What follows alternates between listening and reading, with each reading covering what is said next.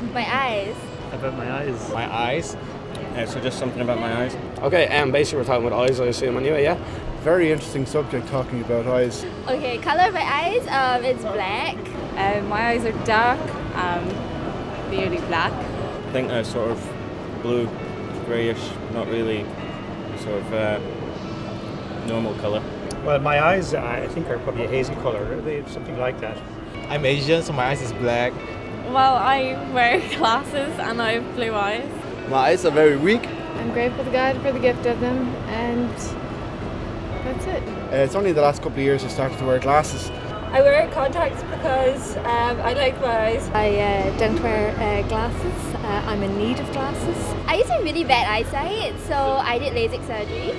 Well, I had laser surgery done about 10 years ago, and I spent most of the last 10 years studying, so I can't see anything anymore. But it's kind of fine, and I'm thinking of like laser them, like to improve them, but I'm not sure if I can trust technique as much as I want to, so yeah. Hi, my name is Richard Corkin and I'm a consultant surgeon, eye surgeon at the Wellington Eye Clinic. My job's obviously eyes and helping people try and see better. The eye is a very important and a very complicated structure, but it's very simple. In simple terms, it's very much like a camera.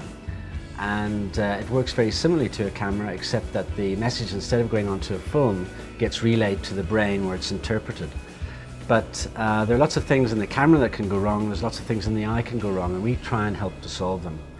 The commonest disorder, if you like, are people who are short-sighted, far-sighted, astigmatism, who can't see, have to wear glasses, have to wear contact lenses.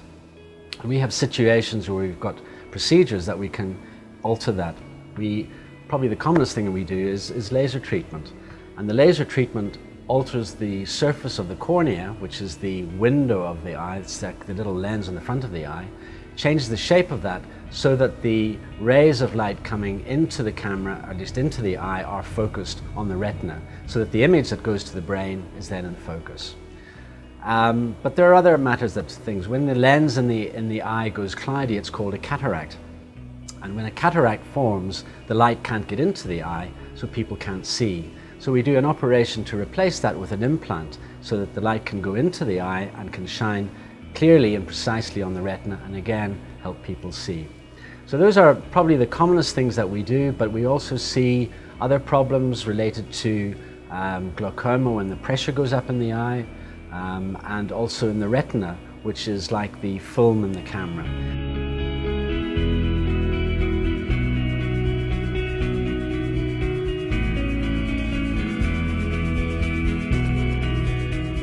My name is Stephen Kumsky. I'm a past student from DIT and I work as an ophthalmic medical photographer in the Eye and Ear Hospital and Vincent's Private Hospital. My background is in general photography. I studied general photography for 4 years, and in my third year I got interested in medical photography. And one of my great inspirations was Leonard Nielsen, and he used endoscopic cameras to photograph the fetus inside the womb. And I found that quite interesting because it bridged the gap between medical photography and art. Most of what I work in is in the retina, which is the back of the eye. So in Vincent's Private, it's ocular oncology, which is melanoma. So a lot of patients who come in would have big melanomas in the back of their eye. And unfortunately with melanoma, if the melanoma is quite large, it means that the eye would have to be enucleated, which means it literally have to remove the eye and have a prosthetic eye fitted. The other aspect of what I work in as well will be anterior segment, which is this camera here. Basically on this, the patient would come in, and if there's anything that is damaged to the front of the cornea, we will photograph it in here. So we have patients that come in and have nails in their eyes, fish hooks, shards of glass. I used to wear glasses. And I was getting annoyed wearing glasses when I was photographing because you had that barrier between your glass and the actual camera, so I could never get the camera close enough. So I decided to go and have refractive surgery done for laser, and it was the best thing that I ever done. I do have a newfound respect for vision. I could never imagine losing my sight. I think it would be the most soul-destroying, heart-wrenching thing to ever happen to anybody.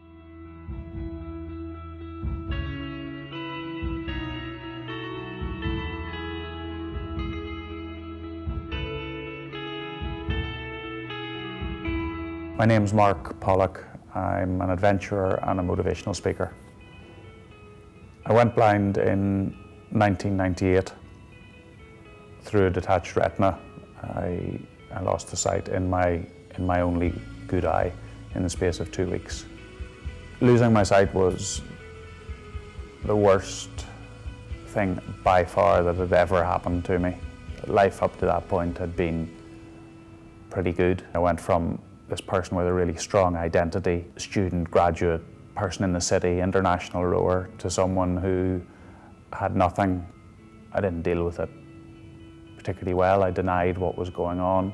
And looking back, I suppose I'm only glad that I started to find out that there perhaps was a future after blindness. I suppose my first aim was to get back in a boat to see if I could row. And that was the start of my re-entry into sport. Mark went on to compete in marathons all over the world, from 6 marathons in a week in the Gobi Desert to the highest marathon in the world at Mount Everest, and ultimately Mark became the first blind man to walk to the South Pole in 2009. I found walking around the city centre, being in a cafe, ordering a cup of coffee, and trying to find where the milk is on the table, more difficult than living in a tent. Working in a simple expedition environment where you ski, eat and sleep, I find those environments actually quite simple. It didn't happen overnight that I went to the South Pole. I didn't go from going blind and being scared to getting up one day and entering a race to the South Pole and getting on skis and going there.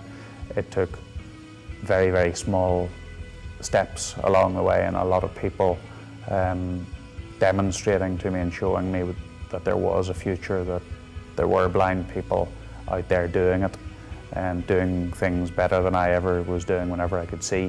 In 1998, the challenge of blindness controlled everything that I thought and everything that I did, to the point where I did nothing.